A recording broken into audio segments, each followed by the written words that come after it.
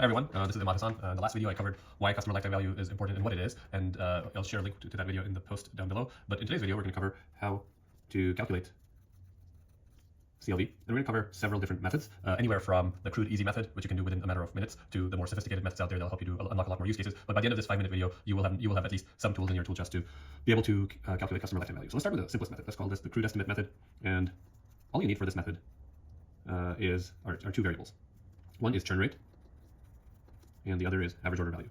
Okay, now you might say, hey, how would you estimate LTV with that? So let's consider an example, and then we'll expand on this. So let's say that there's a company called Candy Club, and all they sell is a subscription of candy for $10 a month. No different SKUs, just a simple product, and they have profit margin of 50% and churn rate of 5% per month. Based on that, how do you calculate customer lifetime value? So as I mentioned, you just need average order value. So this gives me an average order value at the profit level would be $5 per month. And I have churn rate. So the way you do this is first take the churn rate and estimate lifetime. So lifetime is equal to 1 over churn rate, which is 1 over 5%, which is 20 months. And now CLV is just 20 months multiplied by 5, which in this case is $100. All right, so the crudest estimate of CLV you can think about is AOV divided by churn rate. And this can be a pretty high level, and gives you a pretty high level overview of what a customer's lifetime value might look like. Now, this is obviously not very useful because the pros are it's simple and easy to estimate. Cons of this is not real because average behavior is not consistent. What do I mean by that? Behavior does not represent customers. Why?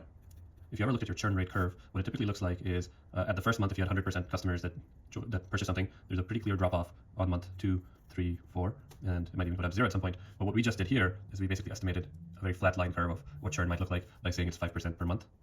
And that's just not the case because churn drops off in a non-linear way. That's why this is not a good estimate of customer lifetime value. All right, let's move on to the second method. The second method is cohort-based. And it's a historical way of doing customer lifetime value. And what you do is you've probably seen charts like these where you have customer first order month.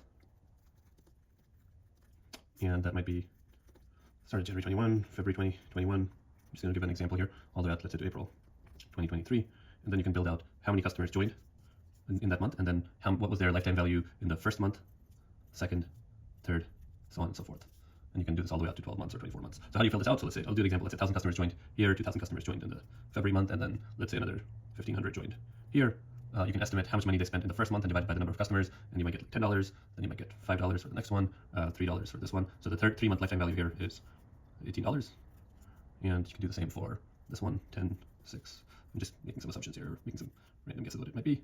And in this case, it's 26, I think, or no, 24. All right, so that's an example. And now for this most recent month, what you'll see is like, let's say that they spent $12. What makes this a problematic one is that this is historical, which means for the most recent month, I have no real estimate of what their lifetime value might be, their 3-month lifetime value might be, because I don't know what their LTVs are. So the pros of this are that it's easy to implement, lots of tools out there, but cons, it's historical and not at customer level still. All right, so what are more sophisticated methods that might alleviate this issue?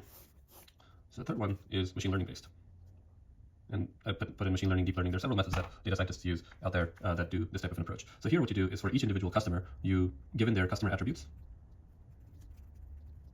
you can estimate LTVs of 7-day, 30-day, even 1 year. And customer attributes generally include demographic or psychographic behaviors, quiz/onboarding data, product interaction, marketing touchpoints. And then what you're trying to predict is how many dollars they spent in these different time periods. This is a pretty sophisticated way to do this. Typically, you need at least 18 months of data, depending on the type of business. So this is very popular in any kind of video game space, both mobile and non-mobile. But it does require you to have a lot of data pipelining built out. And there is one other issue, which is you need at least 18 months of historical data. And the other issue is that you have to wait to even build a model. So for example, if I want to know a 1-year lifetime value for a customer, I have to exclude every customer I have acquired in the last year from any of my calculations because I can't use that to build a model because I've not seen the full length of the customer's behavior. Now there is a smarter model that deals with this, which is the fourth way, which I'll show you is the Bayesian approach, or I'll call it the BTYD, buy till you die model, that is also pretty popular. There are a couple of packages. So in Python, there's a lifetimes package, and in R, there's the BTYD packages and BTYD plus packages that do this type of an approach. And what they do is they solve for this problem where I can't use any of my recent customers' data. What they do is you take every customer that joins over here. Let's say this is customer A. They had an interaction here, and let's say this is today, this is time. they will estimate each individual customer's purchase behavior and try to estimate a few different parameters, so buying frequency and average order values and a few other things like survival rate and customer heterogeneity. And all of this then gets fed into some sort of either statistical estimate, MLE type model, or a Markov chain Monte Carlo simulation. And what this will do is, for each individual customer, it will predict the future transactions, which is their CLV.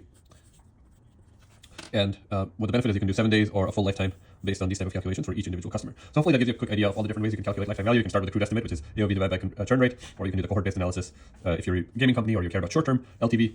This machine learning approach is great. And then byte-sized model is probably one of the more comprehensive models out there that can do LTV modeling for any type of business. All right, thank you.